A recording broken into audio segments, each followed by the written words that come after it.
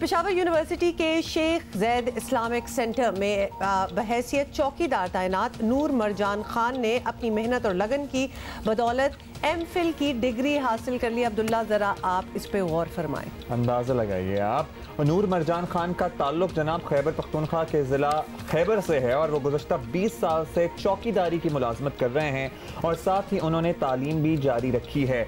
अगर इंसान में विल होना तो दुनिया की कोई चीज, कोई ताकत उसे रोक ही नहीं सकती। ये बात तो तय। मतलब कैसे आपको कोई पढ़ाई से रोक सकता है? You carve your own ways then. और वो अगर आप करना चाहते हैं तो there is nothing that anybody can do. आपको बताएं कि नूर मरजान ने इस्लामियात में एमफिल किया और उनके मकाले का मौजू कबायली अज़ला के रस्म व रिवाज का हिंदुओं और सिखों के रस्म व रिवाज के साथ तकाबली जायजा। क्या इंटरेस्टिंग इनका मौजू था और इसी पे हम बात कर लेते हैं। एक तो इनका जो तकाबली इनका जो थीसिस है उस पर, और ये स्ट्रगल, ये सफ़र कैसा रहा। नूर मरजान खान ने हमें ज्वाइन किया है। बहुत शुक्रिया नूर, बहुत मुबारक हो। We are very proud of you और आई एम श्योर कि इसके पीछे आपकी बहुत लगन, बहुत मेहनत और बहुत सी कुर्बानी जो है मौजूद है। तो आप अपने सफ़र के बारे में थोड़ा सा बताएंगे कि शुरू में सोच लिया था, क्योंकि काफ़ी साल लग गए आपको अपनी मंजिल तक पहुँचने में। बिस्मिल्लाहिर्रहमानिर्रहीम। सबसे पहले तो मैं आपका और जियो न्यूज़ का शुक्रिया अदा करता हूं कि आप लोग यहां आए और मुझ गरीब जैसे आदमी की इंटरव्यू की। मेरा नाम नूर मरजान है और मेरा ताल्लुक़ ज़िला खैबर तहसील जमरोद गांव गुंडी से है। मैं यहां 2001 में आया था चौकीदार की पोस्ट पर। मैट्रिक क्वालिफ़िकेशन थी, उसके बाद मैंने FA कर ली, प्राइवेट BA प्राइवेट कर ली और उसके बाद फिर मास्टर B.Ed, M.Ed और फिर MPhil की डिग्री अल्लाह ताला ने उससे नवाजा। वाओ, मतलब आपके कॉन्फिडेंस से भी पता चल रहा है कि क्या ज़बरदस्त। पढ़ाई से भी वैसे तो कॉन्फिडेंस आता है। अच्छा नूर मरजान साहब, आपने मैट्रिक के बाद एक नौकरी तो कर ली, लेकिन क्या आज से 20 साल पहले आपको लगता था कि इतनी पढ़ाई काफ़ी है, या तभी सोच लिया था कि जब भी मौका मिलेगा तो आला तालीम हासिल ज़रूर करूँगा?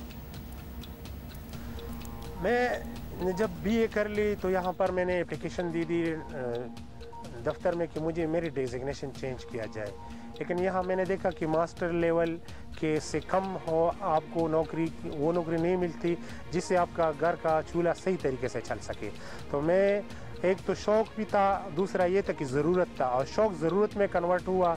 तो मैंने मास्टर, दिल में एक तजस्सुस पैदा हुआ, BA में मार्क्स अच्छे आए थे तो अल्हम्दुलिल्लाह वहाँ पर मुझे मास्टर इस्लामियात पेशावर इस्लामियात डिपार्टमेंट में मुझे एडमिशन मिला रेगुलर। लेकिन मसला ये था कि उधर टाइम मैनेज करना था, मेरे पास ये टाइम का बहुत मसला था और ड्यूटी का भी मसला था।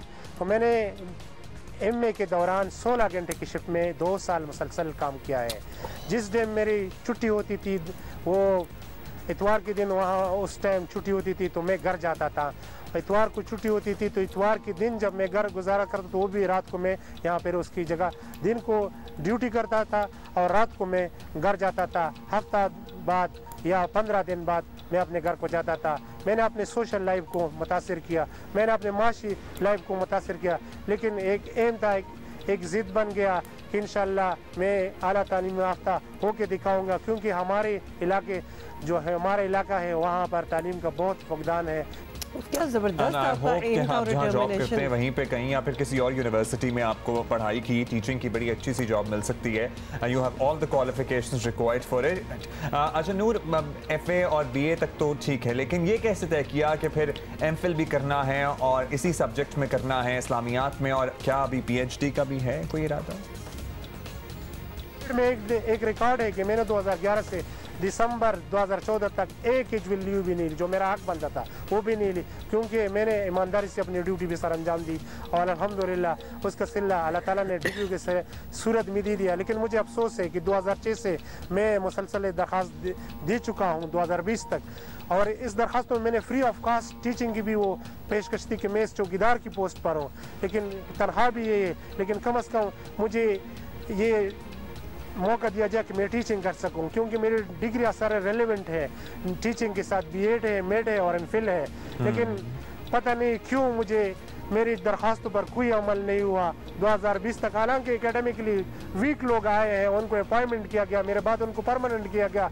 14 स्केल 14 BPS 6 14 में, BPS 15 में, BPS 16 में BPS, 17 में BPS, 19 में लोग लिए गए हैं, लेकिन उनके लिए वो लवाज़मात नहीं अपनाए गए जो अपनाने थे। मेरे साथ जो हो रहा है मैं समझता हूँ कि ये नहीं होना चाहिए। हम कबायली हैं, हमारे यहाँ तालीम की बहुत फुकदान है। मैं चाहता हूँ कि मैं अपने तालीम के ज़रिए अपने जो हुनर मैंने सीखा है मैं लोगों तक इसका पहुँचाऊँ, इससे फ़ायदा उठाऊँ और माशरे को भी इसका फ़ायदा मतलब यहाँ तो हम जो अथॉरिटीज़ हैं जो डिसाइड करती हैं कि किसको लेना है और किसको नहीं, उनको हम कहेंगे कि क्यों नहीं आपको ये नज़र आ रहे। देखिए पढ़ाई कर लेना और PhD और जहाँ तक पहुँच जाना इज़ वन थिंग, लेकिन वो लगन होना, वो शौक होना, क्योंकि वही तो आपने इम्पार्ट करना है स्टूडेंट्स में। और नूर मरजान के पास तो वो कूट कूट कर भरा हुआ है, वरना इतनी मुश्किलात में कौन कर ले पढ़ाई। इंटरव्यू कर लेते हैं ना तो मेरा ख्याल है कि आपको पता लग जाता है कि मेबी आपके पास जितने टीचर्स हैं उनसे ज्यादा आर्टिकुलेट, उनसे ज्यादा अच्छी बात करने वाले ये हैं। और इधर ही हम जब बात कर रहे हैं तो this is quite refreshing, I must say. Television पे बात करना सबसे मुश्किल काम है, क्लास से ज्यादा मुश्किल काम है। खामोश हो जाते हैं, अपना पॉइंट ही नहीं बना सकते। नूर मरजान आपसे जरूर पूछेंगे कि आपके इर्द गिर्द के जो लोग थे उनका क्या रिएक्शन था, क्योंकि जब आपने सोचा कि इसी यूनिवर्सिटी से MPhil करना है तो आपकी फैमिली, दोस्तों और यूनिवर्सिटी के लोगों के जानिब से कैसा ताउन मिला, कहाँ मुश्किलात आई और कहाँ आपको सपोर्ट किया गया? अभी तक मैंने वो बात नहीं की कि मुश्किलात को मैंने हल कैसे किया। मुश्किलात बहुत थी, खासकर MPhil की एडमिशन की, क्योंकि MPhil की जब एडमिशन करते तो फर्स्ट सेमेस्टर की फ़ीस भी आपको साथ ही अदा करना पड़ती है। MPhil की एडमिशन के लिए मैंने अपने बंदूक बेच दी अब और कर्ज पर पैसा लिया, तब जाके 63,000 रुपये बन गए और मुझे एडमिशन के जो ड्यूज़ थे वो मैंने क्लियर कर दिए और क्लासेस जाना शुरू किया। बहुत मुश्किलात थी, पहाड़ के पहाड़ थे, उसके बाद असाइनमेंट लिखना, फिर उसके बाद सेमिनार करना, ये सारे पैसों के ज़रिए होते हैं, क्योंकि आपके साथ अगर वसाइल ना हो, आप किसी बाज़ार में प्रिंटर यूज़ कर रहे हो, आप बाज़ार से ही वो चीज़ें ले रहे हो जो एक आदमी के पास अपने होने चाहिए, उसके लिए वसाइल की ज़रूरत है। लेकिन मैंने अपने आप को मुतासिर किया, अपने फैमिली को मुतासिर किया, लेकिन अपने एजुकेशन को कंप्लीट किया। अल्हम्दुलिल्लाह है आज मैं MPhil डिग्री होल्डर हूँ। नूर मरजान खान, आप अज़्म हिम्मत और मेहनत की वो दास्तान हैं जिसको लोगों को देखना चाहिए और इससे सबक हासिल करना चाहिए कि इंसान में अगर लगन हो तो वो कोई भी मंजिल पा सकता है, कोई भी मुश्किल उसके रास्ते में हायल नहीं हो सकती। और तमाम वो लोग जो इस वक्त देख रहे हैं जहां ये चौकीदारी करते हैं, आपका नाम बहुत ऊंचा होता अगर आप इस इंटरव्यू या फिर नूर मरजान खान के मीडिया पे आने से पहले इन्हें नौकरी दे देते और फिर हम कहते कि हाँ ये वो चौकीदार हैं जो आज एक कॉलेज में, एक यूनिवर्सिटी में उस्ताद हैं, पढ़ा रहे हैं। एक सोचने वाली बात है कि ये फैक्ट भी नूर मरजान को भी पता था कि ये सारा मरहला बड़ा मुश्किल होना है, but that did not stop him. हमने जितनी भी इंस्पायरिंग स्टोरीज की हैं अपने शो पे, ये मुझे बहुत ही इंस्पायरिंग लगी है, क्योंकि इतनी मुश्किलात, इतनी ऑपोजिशन, इतना वो गोल जो काफ़ी दूर आपको नजर आएगी, इतनी पढ़ाई करके वहाँ तक पहुँचना, और अभी भी इनका रुका नहीं है।